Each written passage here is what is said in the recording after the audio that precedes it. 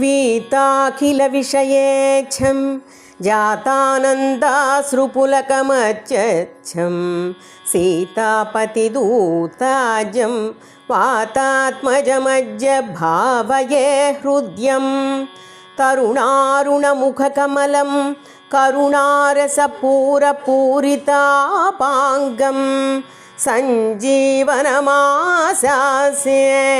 मञ्जुलमहिमानमञ्जनाभाग्यं शम्बरवैरिसरातिगमम्बुजदल विपुललोचनोदारं कम्बुगलमनिलदिष्टं बिम्बज्वलितोष्टमेकमवलम्बे दूरीकृतसीतार्तिः प्रकटीकृतरामवैभवस्फूर्तिः दारितदशमुखकीर्तिः पुरतो मम भातु हनुमतो मूर्तिः वानरनिकराध्यक्षं दानवकुलकुमुदरविकरसदृशं दीनजनावनदीक्षं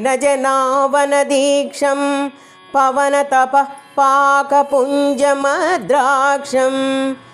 एतत्पवनसुतस्य स्तोत्रं यः पठति पञ्चरत्नाख्यं